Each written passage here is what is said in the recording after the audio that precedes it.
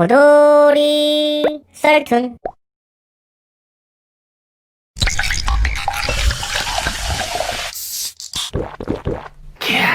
호돌이의 사이다 툰. 2년 전 일이에요. 늦게 일어나는 바람에 택시를 타고 출근했었어요.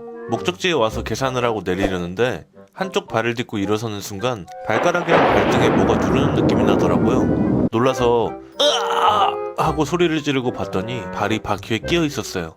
택시가 출발하려고 했던 거죠. 소리를 듣고 택시 아저씨가 놀라서 차에서 나와서 절 부축해주고 바퀴에 끼어 있는 신발도 빼줬어요. 고의였다면 경찰에 신고를 하려다가 아저씨가 계속 미안하다고 진심으로 사과하는 것 같길래 참고 넘어가려고 했어요. 혹시 무슨 일 있으면 연락 달라며 명함을 줘서 받고 회사를 들어갔는데 잠깐이었지만 살짝 굽이는 로퍼를 신었어서 그런지 발등이 눌린 부분이 상당히 아팠어요. 점심때 전화해서 상황을 이야기했더니 갑자기 태도 돌변하셔서는 아니 근데 갑자기 왜 혼자 넘어진 겁니까? 하마터면 진짜 사고 날 뻔했잖아요. 일단 걱정돼서 명함은 줬는데 다음부턴 그런 수작 부리지 마요. 뭐라는 거지 이 새끼가? 그 말에 열받아서 바로 112에 신고했고 경찰에게 상황 설명 후 명함 내밀면서 신고했어요. 택시기사에게 바로 연락 오더라고요. 아니 제가 뭘 잘못했다고 신고하십니까? 제가 15년간 무사고 모범운전자였는데 아가씨가 괜히 신고해서 조사받는 동안 일 못하지 않습니까? 그 말에 울컥해서 당신이 제발 찢어놓고 언제는 저 혼자 넘어졌다면서요. 그러니 어쩌겠어요. 정당하게 누구 잘못인지 판단해야지 라고 말하고 끊었어요. 그리고 병원 가서 진단서를 끊었는데 근육이 부은 정도라고 일주가 나왔어요. 다행히도 뼈나 신경은 다치지 않은 거죠.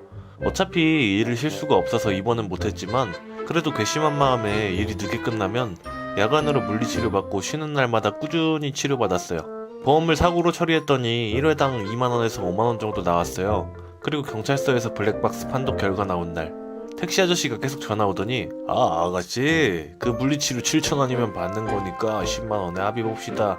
그 말에 더 어이없어서 아직 정신 못 차리셨네? 라고 말하고 전화 꺼버렸어요.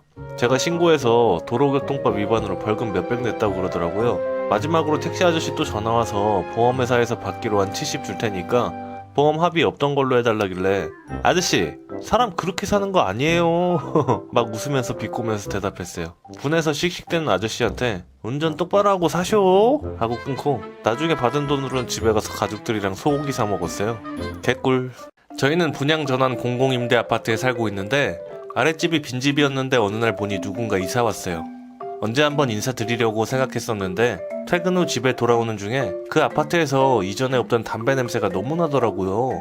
가뜩이나 피곤하고 비흡연자인 저는 조금 더 짜증이 났지만 참고 취침하려는데 밤 10시 반에서 11시 반 사이 이게 그냥 냄새나는 정도가 아니라 담배 연기로 집이 뿌옇게 될 정도였고 담배 한 개 피해서 나온 연기향이 아니었어요.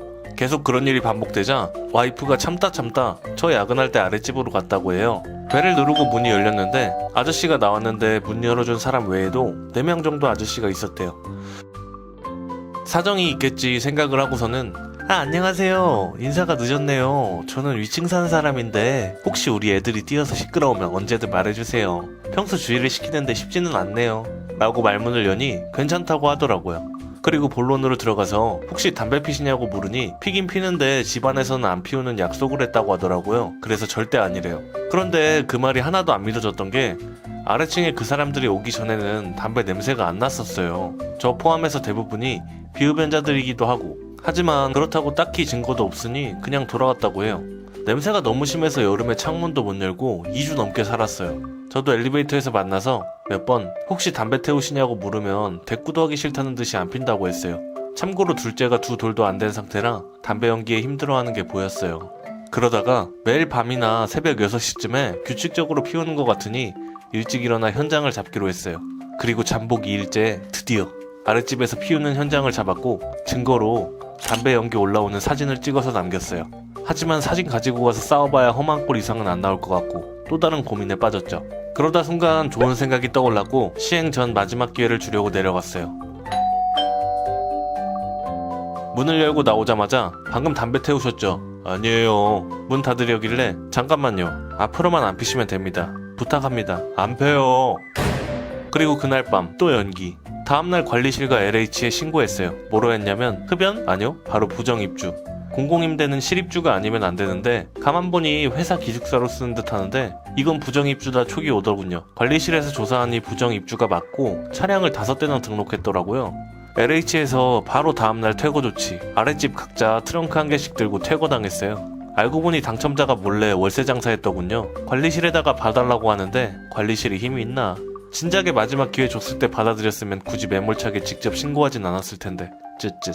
그 사람들 나가고서 다시 맑은 공기, 그리고 둘째가 연기로 엄청 많이 힘들어했는데 요즘은 잘 웃네요. 제가 사는 아파트는 사람들이 많이 살고 있어서 주차 대란이 있는 편입니다. 다행히 새벽에만 안 들어가면 그래도 주차 자리가 있는 편인데 하루는 아침에 나가보니 누가 떡하니 제 앞에 차로 막아놨네요. 전화해볼라니 전화번호도 없고 밀어보니 사이드 브레이크. 나 관리사무소 전화하니 그분이요, 근처 동의 10층 주민인데 연락해드릴게요. 그렇게 30분 기다려도 안 나와요. 짜증나. 관리사무소에 또 전화했더니 그저 기다려달라고. 다행히 자영업이라 조금 늦어도 괜찮아서 기다리니까 50분 만에 나왔어요. 50대 아저씨더군요. 내가 어제 좀 늦게 들어와서 자리가 없어서 잠깐 된 건데 뭐 엄청 늦은 것도 아닌데 왜 그렇게 난리냐? 관리사무소에서 몇 번이나 전화 왔어, 짜증나게. 너 지금 9시 넘어 나가는 거 보니 여유 있구만. 지금 그래서 잘하셨다는 거예요, 본인이? 이런 싸가지 없는 어린 놈이 어른한테 대들고 있어. 좋게 말하면 싸울 일도 없죠. 한따까리 신나게 하다가 지나가던 관리소 직원분이 말리고 서로 씩씩대다가 저는 출근. 하지만 이대로 그냥 넘어가고 싶진 않아졌어요. 집에 물건 옮길 때 쓰는 스타렉스를 가게 근처 유료주차장에 대놨었는데 아파트 등록은 돼 있는지라 열받아서 전화번호 떼고 뒷날 저녁 그 차를 주차장에서 찾아다녔죠. 오호라, 제대로 잘 대놨네요. 게다가 공학계도 1인 주차 자리. 더도 덜도 말고 엿대봐라 하고 앞에 막아놓고 사이드 브레이크 당긴 후 불박 켜놓고 아예 잠수 탔습니다. 뒷날 아침부터 죽어라 관리사무소에서 전화 오던데 다 씹었죠. 딱 이틀 놔뒀는데 3일째 아침에 전화 오길 받으니까 관리사무소에서 아니 어디 가셨는데 연락이 안 되냐고 뭐라 하더라고요. 그쪽이 한 대로 저도 했을 뿐인데요. 그리고 제가 몸이 좀 안 좋아서 병원에 이틀 입원 좀 했어요. 당연히 거짓말. 다. 그래서 연락이 안 된 거다 하니까 관리사무소 직원분도 저번에 그 때문에 그러시죠? 그 차 자주 그래요. 다음번에는 양해 좀 부탁드려요. 얼른 내려가서 빼주세요. 그러길래 내려가 보니 그 아저씨 차 앞에서 씩씩대면서 기다리고 있었어요. 그리고는 저 보자마자 살짝 놀란 표정하다가 어느새 인상 쓰면서 넌 저번에 그 뒤에 어쩌고 저쩌고 소리 지르며 삿대지. 그런 태도에 천연덕스럽게 웃으면서 왜요? 아저씨도 당해보니 살만합니까? 라고 하니까 온갖 욕을 시전하길래 바로 녹음기는 켜고 눈앞에 보여주며 녹음 중입니다. 경찰서에서 보고 싶어? 네가 뭘 잘했다고 욕질이야. 가니까 깨갱. 사람이 가만히 있으니 만만해 보이나. 진짜 좋게 삽시다. 에? 누구는 이중주차 할 줄 몰라서 안 하는 줄 아나. 그 이후로는 앞에 차 안 대더라고요. 첫째 아이 임신했을 때 동네 병원에 갔었는데 동네가 작아서 산부인과도 별로 없지만 다 건물이 후졌어요. 내가 가려던 병원도 큰 병원은 아니었지만 동네 언니들이 시설이 괜찮다고 해서 갔어요. 그리고 거기 가면 꼭 일과 선생님께 진료받아? 라고 해서 일과로 접수했죠. 한참을 기다렸다가 들어갔는데 임신 확인하고 선생님이 임신이네. 축하해. 와, 좋은 일이다. 축하받을 일이네. 웃으면서 계속 반말을 하는 거예요. 처음에는 왜 초면에 반말인가 했는데 이후로도 존대 반말 섞어서 하셔서 원래 그런 스타일이시구나. 나이도 많으시니 그러신가 보다 하고 넘어갔어요.